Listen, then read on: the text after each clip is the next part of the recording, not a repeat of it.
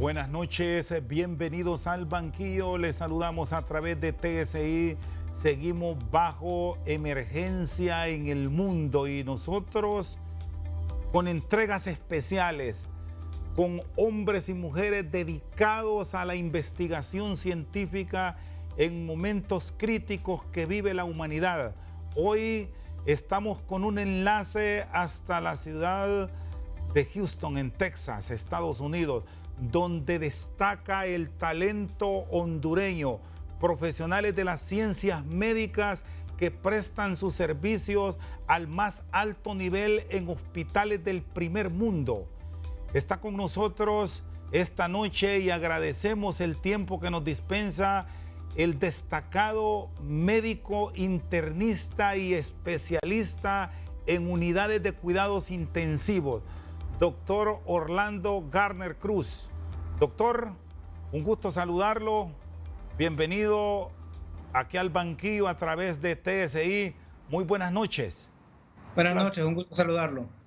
Doctor, cuéntenos cómo han sido estos días para ustedes, los hombres de ciencia, los hombres de la investigación, en instantes que el mundo ya ahora se debate en la búsqueda de una cura para el COVID, que día a día está subiendo las cifras. Ahora mismo hablar de un final de esta pandemia es difícil. Ayer fueron 350,000, hoy ya son 300, casi 400,000 y los muertos ya van para 20,000. Gracias por estar con nosotros nuevamente, doctor. Sí, un placer saludarlos allá en Honduras. Pues creo que toda la comunidad médica, la comunidad científica está muy preocupado de lo que está sucediendo con esta pandemia del coronavirus, especialmente porque pues se ha expandido muy rápido. Si hablamos después de que pasó la Navidad y el Año Nuevo, todo el mundo estaba pues esperando con ansias el 2020 y creo que nadie se hubiera imaginado que para marzo estaríamos con una infección a nivel de casi todos los países del mundo, y mucho menos esperaríamos de que el país más afectado fuera el país italiano del continente europeo, de una epidemia o pandemia que surgió de casi al otro lado del mundo, en la China, y ha estado arrasando con todo nuestro, con toda la humanidad. Ustedes en los procesos de investigación ahora en plena crisis que se está viviendo, en la tensión que a diario están brindando en los Estados Unidos, ¿cómo están analizando al mismo tiempo el caso de Europa? Ya me decía, esto nació en Wuhan, China, a finales del 2019, pero ya hoy está en más de 180 países. Pero esto de Europa y particularmente Italia y luego España en esa línea descendente llama poderosamente la atención. ¿Qué pasó? ¿Qué ocurrió? Pues creo que primordialmente lo que empezó es que cuando los chinos empezaron a reportar estos primeros casos de coronavirus a nivel mundial, bueno, a nivel de su provincia de Wuhan, perdón, creo que mucha gente se confió. Muchos gobiernos se confiaron y dijeron de que esto probablemente no nos iba a afectar en países europeos, en el continente americano. Lo más probable esto se iba a confinar en China, y la verdad no aprendimos de la historia que vivimos con el H1N1, no aprendimos de la historia que vivimos con el SARS, el primer SARS que tuvimos, y creo que reaccionamos muy lento. Y digo reaccionamos porque creo que todos los países reaccionaron muy lento al momento de restringir la entrada y empezar a escudriñar quiénes posiblemente podrían ser focos infecciosos para tratar de paliar la pandemia. Pero nuevamente también pudimos ver de que hubieron países que sí tomaron muy en serio, hicieron la tarea, como Corea del Sur, Singapur y pues Hong Kong, y también el país japonés, que pues si podemos ver, ellos tuvieron casos muy tempranamente, y como ellos sí tuvieron la experiencia que tuvieron con el SARS, pudieron pues bajar la tasa de infección. Sí, esto es importante reiterarlo y buscar hasta réplicas de lo que tomaron como medidas estos países que ya me lo mencionó, Japón, Corea del Sur, Singapur, entre otros. ¿Qué están recomendando ustedes como especialistas ahora en Occidente, en Estados Unidos, en América Latina, donde sabemos, y usted como hondureño lo sabe, doctor, cuál es el comportamiento de nosotros los latinos? Y si no, lo podemos ver desde México hasta la Patagonia. Muchas veces hay que recurrir hasta la fuerza para que tomemos las medidas del caso. Sí, bueno, podemos tomar el ejemplo de China, que fue el país, creo que aún sigue siendo el país número uno con personas infectadas y muy seguido de Italia. Y ahora, hoy en esta mañana, Estados Unidos ahora es el país con el tercer país con más casos a nivel mundial. Y creo que si tomamos el ejemplo de China, creo que China tiene su estilo de gobierno un poco fuerte y pudo confinar a sus ciudadanos dentro de la provincia de Wuhan. Hicieron una especie de lockdown o confinamiento de los ciudadanos para que por la fuerza dejaran de interactuar y que tuvieran casi un aislamiento social. Ahora bien, esto no sirve en todos los países porque obviamente los derechos y las leyes difieren de país en país y creo que, claro que es muy difícil enmarcar lo que se puede y no se puede hacer en cada país, pero podemos ver el caso de Corea del Sur, es una democracia un poquito más flexible. Si logran ellos tener el acatamiento de las normas y recomendaciones por el ente del gobierno. Y creo que también eso puede ser en parte cultural, pero también en parte de la experiencia vivida por ellos como país y continente de la epidemia del SARS. Ahora bien, como usted mencionó el caso de Latinoamérica, hoy vi las declaraciones de un presidente de un país pues amigo del nuestro, y da unas declaraciones muy preocupantes diciendo de que apenas estamos en la fase de inicio, que aún se puede salir a la calle, que aún podemos tener en contacto como lo teníamos antes. Y esto es preocupante si varios países siguen la misma réplica de este mandatario estatal. Creo que lo mejor que podemos hacer es las recomendaciones o el ejemplo de los países asiáticos, y creo que eso es lo que debemos de seguir nosotros como hondureños y como latinoamericanos. En este caso, la comunidad médica está avalando y está de acuerdo con las medidas que muchos gobiernos ya están tomando y que la misma se lleve bajo un estricto control, que hay que quedarse en casa, que es la única forma como se puede ir aislando y combatiendo el COVID-19. Entre tanto, ustedes con los científicos buscan una cura que verdaderamente corte la infección, porque hasta ahora hemos oído hablar de que ya China hizo las primeras pruebas, que igualmente en Seattle, Washington se hicieron otras pruebas, que en España se están usando incluso hasta antirretrovirales para el combate del VIH como mecanismos de prueba, que hay que utilizar cloroquina, acitromicina. De momento, ¿cuál es la ruta?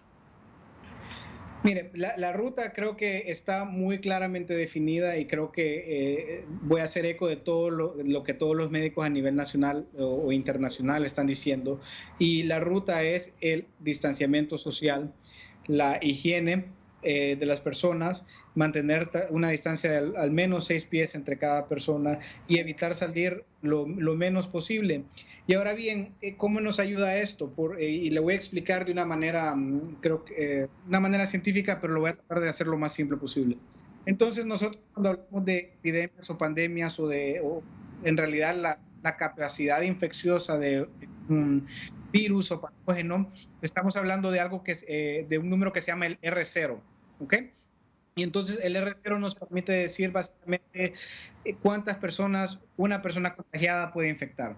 Entonces, digamos que si el R0 es menor a 1, podemos decir que la epidemia o la pandemia va a dejar de ser, ya vamos a superar la etapa de la epidemia. Si el R0 es igual a 1, entonces podemos decir que esta epidemia o esta pandemia va a seguir creciendo a un nivel estable, controlable.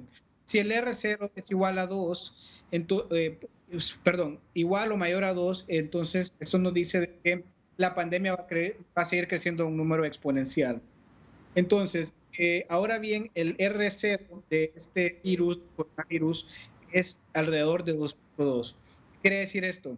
Que las personas, una persona infectada, digamos que yo estoy infectado y después yo voy, digamos, al supermercado, yo tengo la capacidad de infectar a casi 2 personas y medias. Entonces, y luego 2 personas y medias pueden ir a infectar a otras 2 personas y medias. Y el virus se va propagando. Y esto es lo preocupante de este virus, que es muy contagioso. Y tuvimos, pues no la fortuna, pero tuvimos la oportunidad de tener una experiencia casi única con el crucero Diamond Princess, donde hubo gente que se infectó del coronavirus y habían casi alrededor de 600 pasajeros en este crucero y estaban confinados en espacios muy cercanos los unos al otro y capaz no tenían medidas de higiene adecuadas. El R0 en esta población del Diamond Princess fue de 15. Entonces esto quiere decir que una persona podía infectar a 15 personas. Y así fue como fue creciendo. Entonces, esto nos permite ver de que en realidad nuestra mejor arma para poder evitar que esto siga aumentando es el aislamiento, el distanciamiento social. Y eso no solo permite que el virus no se propague con tanta rapidez, sino que también permite a la comunidad médico-científica en encontrar una terapia o una vacuna con más calma, ¿verdad? Porque lamentablemente, y esto creo que le harán eco varios científicos que están buscando vacunas, las vacunas pueden ser, en el mejor de los casos, 1 año en salir, en el peor de los casos puede ser décadas, y tomando el ejemplo del virus del VIH-Sida, como podemos ver, el VIH-Sida fue descrito como mediados de los 80s y estamos ahorita en el 2020 y no hay ninguna vacuna cura para el VIH-Sida.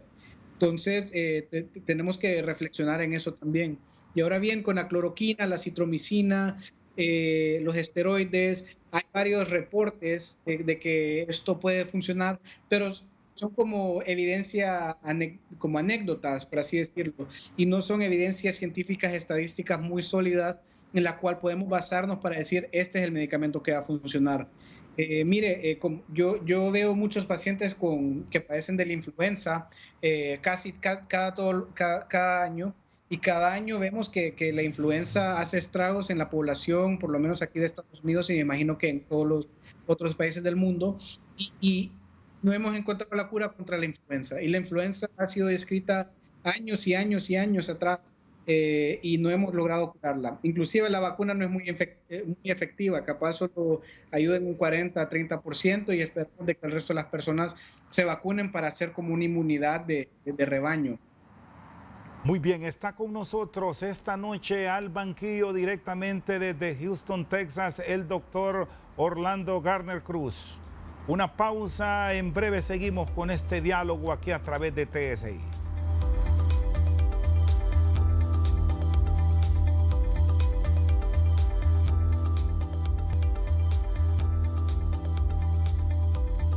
Seguimos esta noche al banquillo con un enlace directo hasta la ciudad de Houston, Texas, con el doctor Orlando Garner Cruz. Es un destacado médico hondureño que presta sus servicios de medicina en cuidados intensivos en Estados Unidos. Me hablaba de esto, de la búsqueda de una vacuna que, como puede ser pronto, se puede alargar, pero hay infecciones respiratorias con las cuales al final el mundo termina viviendo. Ya me exponía este caso de la influenza. ¿Se podría dar ese caso que el mismo cuerpo termine siendo inmune al COVID-19 como efectivamente lo tiene un 86% aproximadamente que lo padece pero se cura? ¿Cómo manejar estos términos, doctor? Pues Mire, la familia coronavirus es conocida por el ser humano, son virus que capaz pueden causar un resfrío común en el menor de los casos y ciertamente capaz pueden ser molestos, pero no pasan a llegar a más. El problema es cuando estos virus mutan nosotros como seres humanos no estamos expuestos a estos virus y saltan de, por ejemplo, de animales, como fue lo que estamos pensando que sucedió en China, y después saltan al ser humano y el ser humano, el sistema inmune no sabe cómo responder a estas cosas porque no se ha enfrentado a este tipo de virus en anterioridad. Entonces, creo que no sabemos cómo vamos a reaccionar después, una vez de que ya varias gente se haya sido expuesta al virus, si se pueden reinfectar otra vez o pueden tener una inmunidad, o si la inmunidad es permanente. Porque no sé si, tomando el ejemplo de los niños, y muchos padres sabrán, de que los niños parece que pasan enfermos todos los meses de invierno y cada 14 días se pasan enfermando, y la verdad hay un poco de verdad en eso, y se siguen enfermando del mismo virus sincitial respiratorio, de los mismos coronavirus, y causan resfriados comunes y no desarrollan una inmunidad permanente, y es hasta que, por ejemplo, el sistema inmune crece como adulto que ya por lo menos los síntomas se vuelven menos o pueden responder mejor a estos viruses con un poco mejor de respuesta. Y después vemos a los picos de la vida, que es al otro extremo de la vida, ya cuando la gente entra en la ancianitud, que estos virus se vuelven ya otra vez fatales y puede desencadenar distrés respiratorio que requiere una hospitalización. Bueno, se ha hablado tanto de este COVID-19 que genera inquietudes en el mundo. ¿Puede una persona que ya se recuperó del COVID-19 volverlo a padecer más intenso o menos grave? ¿Qué arrojan hasta hoy las investigaciones, doctor Garner? Bueno, miren, el primer cohorte de pacientes que ocurrió en la provincia de Wuhan, el virus infecta y se replica a nivel celular y causa la primera ola o la primera etapa de infección y de estrés respiratorio. Y a medida que esto va bajando, entonces vemos la mejoría clínica del paciente. Pero a segunda vez también esta infección viral desencadena una respuesta inflamatoria. Mucha gente le llama tormenta de citoquinas, otras personas pueden decir que es síndrome de estrés respiratorio agudo, otras pueden llamar sepsis. Pero en fin, lo que se desencadena es una respuesta inflamatoria, y a medida va bajando el virus, la respuesta inflamatoria sube. Y entonces esta respuesta inflamatoria libera unos químicos en la sangre que pueden desarrollar inflamación a nivel corporal. Entonces creo que la última vez que hablamos yo le hacía el ejemplo de cuando uno se hace un esguince en el pie, pues, y el pie duele y uno está incapacitado, no puede caminar bien. Entonces es imaginarse esta inflamación a nivel de todos los órganos del cuerpo, el corazón, pulmones, riñones, hígado, y eso últimamente es lo que viene causando la gravedad en los pacientes que se enferman severamente. Estamos ante un virus que mutó, ante un coronavirus diferente al que se registró en Wuhan, China, al que hoy están ustedes enfrentando como médicos en Italia, en España y en el mismo Estados Unidos donde usted vive, donde los casos en Nueva York parece que van con una velocidad impresionante, doctor Garner Cruz. Sí, bueno, mire, lo importante es recordar, creo que el virus, no sé si habrá mutado, por lo menos no tenemos evidencia de que eso es lo que ha sucedido. Obviamente cuando el virus surgió en China, era algo nuevo, novedoso, nadie tenía información muy clara de lo que estaba sucediendo, y mucho menos en el mundo occidental. Y también hay que recordar que la heterogeneidad o las diferencias de población que están sucediendo en estos diferentes tipos de personas o grupos o países que se están infectando. Porque, digamos, no es lo mismo decir, la comunidad de Wuhan, China, se infectó, que capaz es una comunidad donde la gente vive un poquito más dispersa, y el China tiene la capacidad de construir hospitales, parece que en días y semanas, y después y compararlo con una comunidad como la italiana, que es una comunidad de pacientes mayores, una comunidad donde pues las calles son un poco más estrechas, la gente pasa en las plazas, en los parques un poco más, y lo mismo que pasó en Nueva York, donde la gente, Nueva York es la ciudad de Nueva York es una ciudad chiquita, y la gente pues tiene que tener más contacto los unos con los otros, cuando van en el metro, cuando caminan por las calles, en los mismos edificios de apartamentos. Entonces no creo que en realidad sea el virus que haya mutado, sino que creo que son las diferencias poblacionales a las que el virus se da, y esto nos permite, y en realidad entonces vemos en realidad las diferencias de los estilos de vida de cada comunidad o de cada país. Sí, doctor Garner, siendo optimistas, ustedes como comunidad médico y científicos, ¿para cuándo esperan tener una vacuna? Le reitero, a sabiendas de que están los grandes científicos de la Tierra trabajando 24/7 en buscar el antídoto. Y no solamente estamos hablando de Estados Unidos, sino de lo más avanzado de la medicina de la Tierra. ¿Para cuándo podrían tenerla? Bueno, aquí en Houston hay en el Baylor College of Medicine, donde yo estoy, está trabajando otra hondureña, la doctora Marielena Botassi, muy reconocida y que se dedica en la investigación sobre vacunas, y ahorita particularmente está trabajando con esta vacuna del COVID. Entonces, ¿qué sucede con las vacunas y con esta vacuna en particular? Las vacunas, y como sabemos todos ahorita la medicina se ha comercializado y se ha vuelto un negocio a nivel de casas farmacéuticas y de proveedores de implementos médicos. Entonces, lamentablemente, la vacuna como un medicamento o como algo que pueda generar ingresos es muy poco, porque una vez se administra la vacuna, la persona no se vuelve a enfermar, y en realidad la casa farmacéutica no desarrolla mucho, no genera mucho. Seguimos al banquillo desde Tegucigalpa en enlace directo con Houston, Texas. Doctor Garner, bueno, su especialidad es la unidad de cuidados intensivos, donde llegan un grupo de los afectados con coronavirus COVID-19, que ya son casos que nosotros los denominamos graves.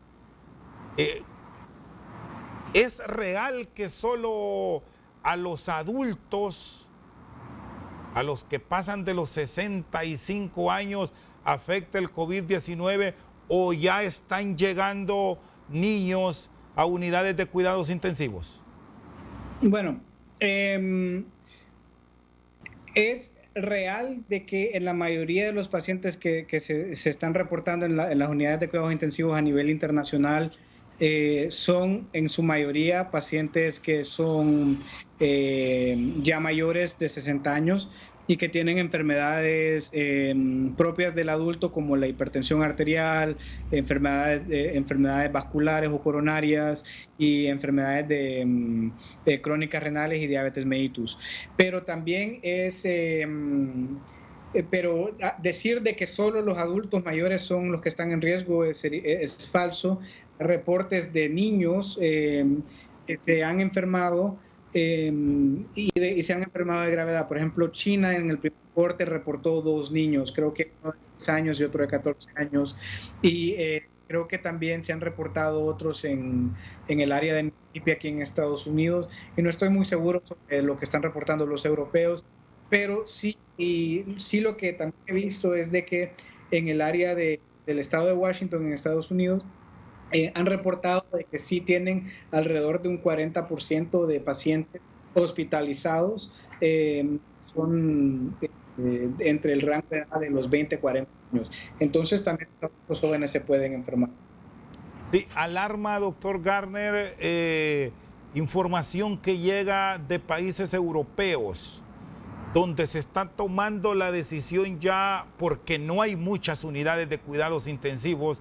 No sé si usted tiene a mano cuántos son los servicios que en este sistema de UCI tiene Estados Unidos y particularmente el estado de Texas, que es uno de los más ricos de la Unión Americana.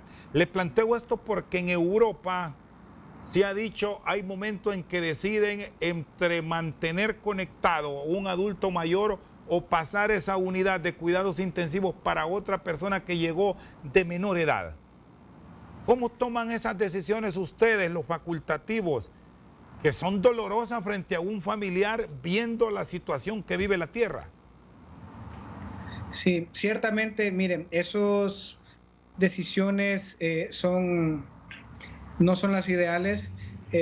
Cuando entramos en lo que es medicina de desastre, que esto sería una especie de medicina de desastre, tenemos que lamentablemente seleccionar a las personas y utilizar los recursos para las personas que van a tener la mayor capacidad de sobrevivir, los cuidados intensivos van a ser los que en realidad ofrezcan beneficios.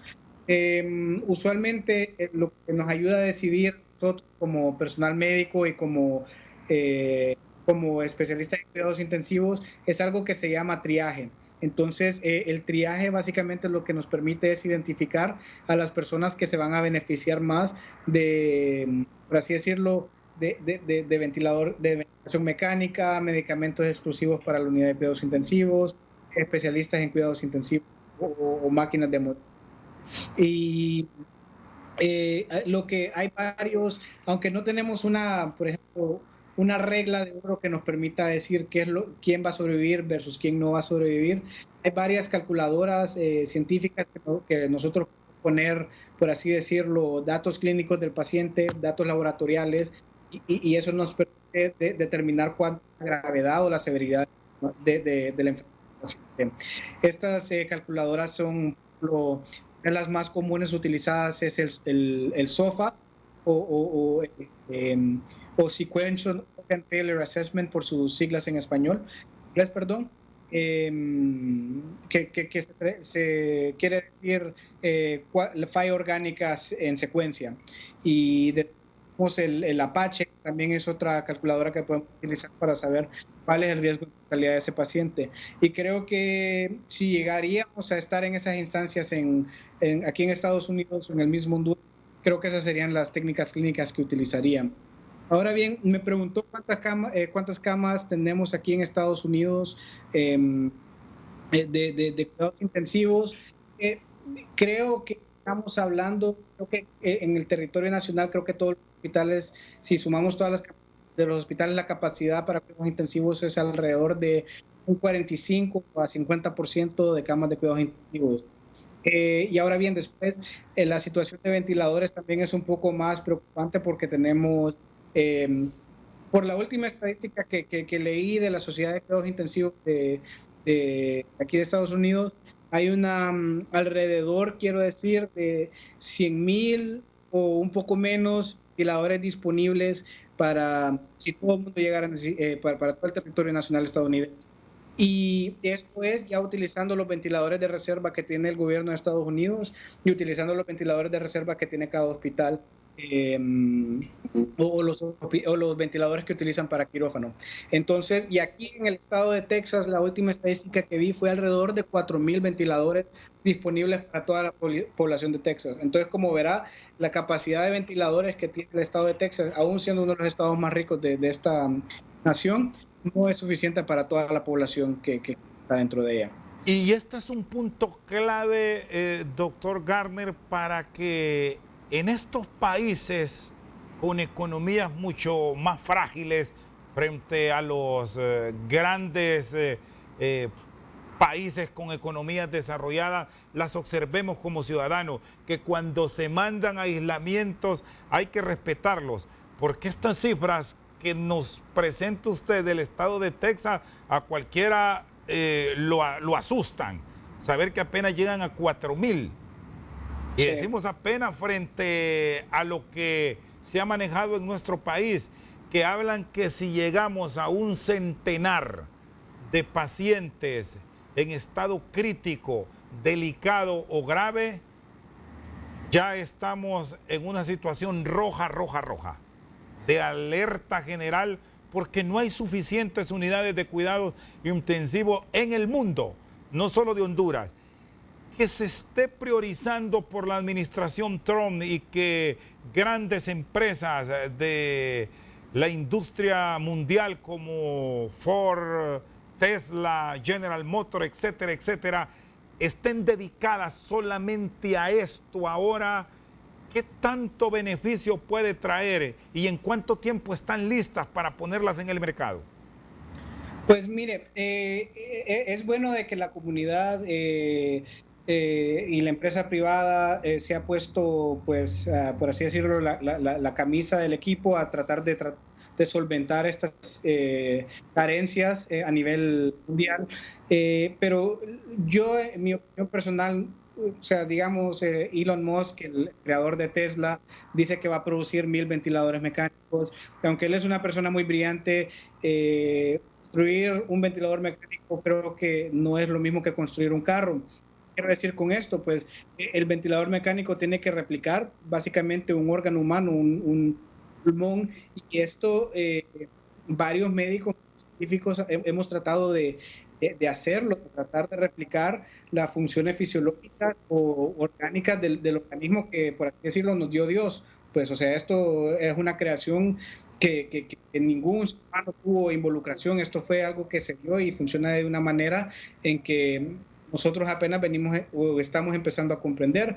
Y entonces, compañías que capaz no tengan experiencia, mucha experiencia en aparatos médicos, creo que van a tener algún tipo de dificultad, y lo otro es que van a tener que pasar pruebas de seguridad, porque, como le digo, estamos lidiando con vidas humanas acá y no podemos simplemente decir, Chevrolet hizo 100 ventiladores mecánicos y no probar y probar si sirven o no sirven. Lo otro también creo que es importante recalcar es de que los ventiladores que ya tenemos, o las compañías que se dedican a hacer ventiladores que usamos a menudo ya de rutina, no tienen la capacidad también para producirlos de la manera en que la demanda se está haciendo.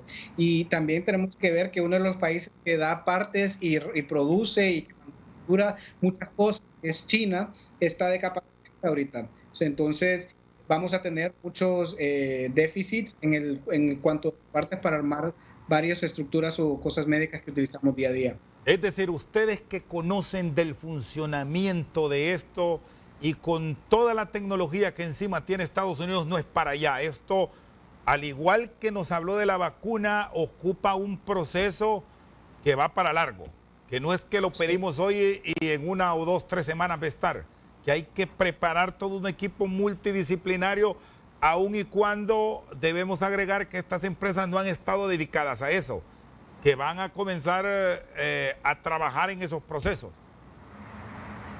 Claro, y mire, aquí actualmente yo y varios colegas y varias gente especialista en cuidados intensivos hemos estado ya hablando de estrategias de cómo de un ventilador hacerlo para que podamos ventilar 4 o 9 pacientes y de esa manera tratar de maximizar nuestros recursos. Y aún inclusive, por ejemplo, los famosos ventiladores que se compraron en Honduras, nosotros tenemos ventiladores similares acá, y también hemos estado hablando de cómo podemos hacer para utilizar estos ventiladores para podernos dar algún tipo de soporte mecánico ventilatorio, pero porque capaz nos vamos a ver afrontados a una situación en la que no vamos a tener suficiente equipo médico.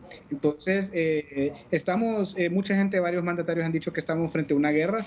Yo diría que sí, estamos frente a una guerra, y durante las guerras tenemos que ser creativos y sacar lo mejor del intelecto y de las capacidades de cada comunidad, de cada persona, para poder hacer frente con lo que tenemos. Que no vamos a tener las condiciones ideales, vamos a tener las condiciones que cada país tiene hasta este momento. Está con nosotros esta noche al banquillo el doctor Orlando Garner Cruz. Una pausa, ya volvemos aquí con este enlace desde Houston, Texas.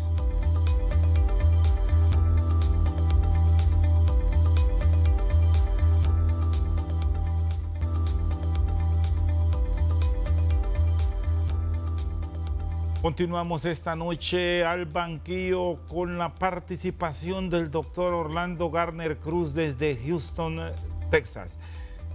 El doctor Garner es egresado de la Universidad Nacional Autónoma de Honduras y con especialidad en medicina interna y en unidades de cuidados intensivos en Estados Unidos. Ustedes están ahora también experimentando lo mismo de gran parte del mundo, doctor, confinamiento.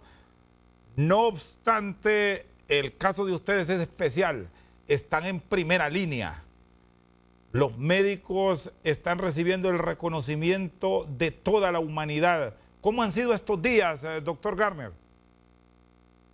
Pues estos días han sido de mucha incertidumbre porque no sé si ha seguido las noticias, pero hemos tenido dificultad con conseguir las pruebas para poder probar, para poder saber si nuestros pacientes tienen o no tienen coronavirus por varios factores ya de gubernamentales, del mismo de mismos problemas que ha tenido la Casa Blanca y la CDC, y también muchos factores de cada hospital, porque cada hospital está haciendo su propio protocolo, muchos de ellos están haciendo sus pruebas dentro de sus mismos laboratorios. Entonces, la capacidad de reporte que hemos tenido en Estados Unidos ha sido muy pobre, y la verdad hemos tenido casos que capaz sospechamos que pueden ser o no coronavirus, y nunca pudimos confirmar o corroborar si esta fue la causa de esto, pero ahorita por lo menos aquí en la ciudad de Houston ya se empezó a hacer las pruebas masivas a nivel de drive-thru, o de que pasa uno con el carro y le hacen la prueba ahí nomás, y después le entregan los resultados en 1, 2, 3 días, que fue lo que implementó Corea del Sur. Y pues California creo que ya también tiene mucha experiencia con esto, he estado haciendo como tiendas de campaña para poder más o menos hacer una distinción de qué paciente puede tener coronavirus versus qué paciente viene al hospital con algún tipo de dificultad de otra índole, por así decirlo, ya enfermedades propias de un infarto o de problemas de la presión, etcétera. Sí, están trabajando 24/7 a nivel de todo el servicio médico en Estados Unidos. Sí, claro, el servicio médico hospitalario no para acá, siempre tenemos a alguien trabajando, y también lo que hemos hecho para tratar de minimizar el contacto con pacientes, digamos así, en un tipo de consulta externa, es tratar de hacer algo que se llama telemedicina, que básicamente es como estamos usted y yo hablando ahorita, pues yo de mi computadora y usted en el estudio, y entonces se aplica el mismo concepto, del cual el paciente se le llama en videoconferencia, y se trata de darle consulta a través de eso, para evitar pues el contacto de persona a persona, y también de que el paciente llegue a un lugar hospitalario y que se puede contagiar ya con el coronavirus que está dentro del ambiente hospitalario. Ciertamente no es lo ideal, pero es como había mencionado, estamos en tiempos de guerra y tenemos que ser creativos e imaginativos con lo que hacemos. Ciertamente que la situación de Estados Unidos no es la misma situación de Honduras, en el cual aquí todos los hospitales están comunicados a través de sus redes de internet y sistemas operativos hospitalarios, y entonces es muy fácil para mí ponerme en contacto con mi paciente, revisar el expediente, y en eso también, si mi paciente necesita algún tipo de medicamento, enviarlo vía digital a la farmacia y que él la vaya a la farmacia, o inclusive las farmacias van a dejar los medicamentos directamente en la casa. Y estamos tratando de reducir el nivel de pacientes que llegan a la consulta externa, solo a los pacientes que lo necesitan de emergencia, por así decirlo, pacientes que se les está evaluando por algún tipo de cáncer, y cuya intervención en ellos sería oportuna o se necesitaría ser oportuno y de carácter emergente. Bueno, y para que tengamos una idea, Estados Unidos, que es la gran potencia de la Tierra, está enfrentando dificultades. Si vemos Nueva York como estado, New Jersey, California, el estado de Washington, para citar 4 lugares, no digamos América Latina. ¿Qué de estas pruebas, doctor? Porque aquí ya se ha estado generando que se vende una prueba rápida. ¿Son efectivas adquirirlas o es mejor ir por el servicio del especialista e ir al laboratorio de virología, que en este caso Honduras lo tiene instalado y que usted lo conoce? ¿Qué nos recomienda con sus experiencias médicas, doctor Gardner? Mire, lo mejor es tratar de utilizar las pruebas que son recomendadas por el sistema de salud y de cada país y de cada institución, y estas pruebas tienen que ser avaladas por algún órgano rector para aseverar de que son efectivas y de que esto en realidad va a suponer, porque cualquier persona que practica medicina le dirá de que estas pruebas, el problema con las pruebas es de que podemos tener falsos negativos, falsos positivos, y tenemos que saber pues en realidad lo certero que pueden llegar a ser estas pruebas.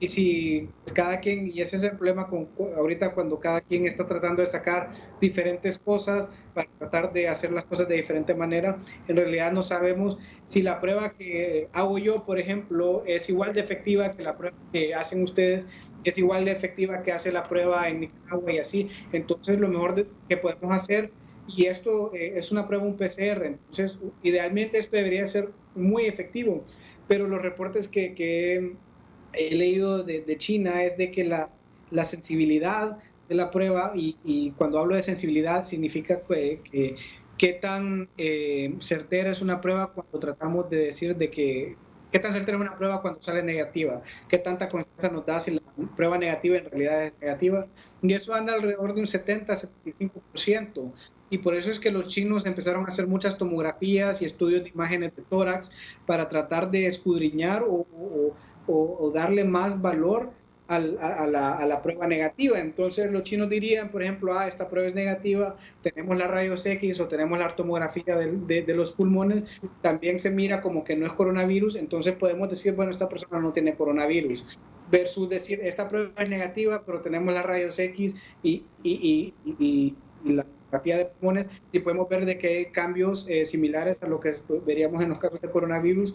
Entonces esta persona no podemos decir que no tiene coronavirus, hay que seguir observándola, necesita seguir en hospitalización, y tenemos que tratar de ver si podemos conseguir una mejor muestra para el coronavirus. Y entonces creo que yo me avalaría contestando su pregunta, en Honduras en particular, me avalaría las pruebas que están recomendando vía el Ministerio de Salud, y trataría de evitar irme por las ramas, por así decirlo, hasta que se pueda comprobar de que estas pruebas son efectivas, valederas, y que en realidad si una persona sale negativa o positiva, son datos en los que podamos confiar. Sí, estamos cerrando, doctor Gardner, y nos habló al principio del efecto que se tuvo por las decisiones de los países asiáticos, confinamiento. Ahora lo que está viviendo Europa, que parece ser el foco del coronavirus en este momento, lo que le depara a América con los casos que están subiendo constantemente en Estados Unidos. Y hay un elemento que llama la atención: África. Ahí el ébola hizo estragos, y hoy, revisando la composición mundial, es donde menos se está afectando, y es el continente más pobre. ¿Qué es lo que ocurre? ¿Qué les dice este fenómeno puntual del continente africano a ustedes como investigadores? Pues lo del continente africano sí es peculiar, y también, por ejemplo, si vemos al país de la India, reportan muy pocos casos, a pesar de tener en realidad condiciones como donde hay bastante hacinamiento, una población, la densidad poblacional es muy alta. En varios países africanos, pues en realidad son muy pobres y tienen muy poca salud. Y en el continente y en el país indio, por ejemplo, también podemos ver de que, o sea, como les había mencionado, la densidad poblacional, todo el mundo está como muy junto. Y la salud también es, aunque hay muy buenos médicos de la India, también se aqueja de los mismos problemas que se aquejan los países que siguen en vías de desarrollo. Mi opinión profesional, y también hablando con muchos colegas que son del continente africano y de India, es de que estos países lo más probable es que no están haciendo las pruebas suficientes debido a la precariedad de sus sistemas de salud, y en realidad la tasa podría ser un poco más alta. Y por ejemplo, para así decirlo, por ejemplo, Egipto, que creo que aún cae dentro del continente africano, los primeros casos que vimos aquí en la ciudad de Houston fueron norteamericanos que fueron a un crucero a Egipto y después vinieron acá a Estados Unidos ya infectados con coronavirus. Entonces, el virus está casi en todos lados, y si estamos viendo de que en ciertos países no se está reportando con tantos números, es porque lo más probable es de que simplemente no se estén reportando, o como en el caso de Corea, Singapur, Hong Kong y Japón, de que tomaron medidas muy efectivas. Pero obviamente el sistema de salud de estos países asiáticos y el desarrollo económico de estos países asiáticos y la experiencia que tienen con virus respiratorios es mucho mejor que las que tienen los países en el continente africano.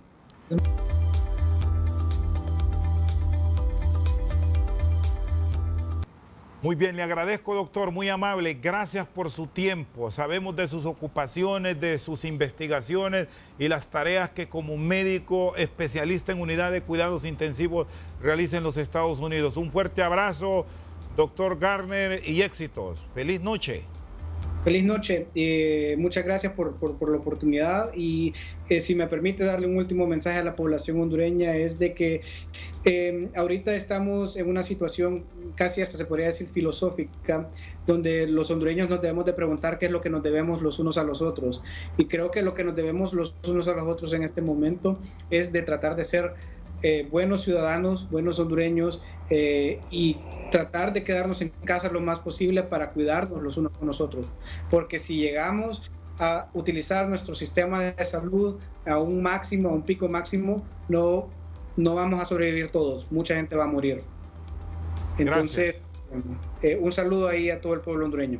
Gracias. Con nosotros esta noche desde Houston, Texas, en Enlace Internacional al Banquillo, el doctor Orlando Garner Cruz. Por su sintonía, muchas gracias.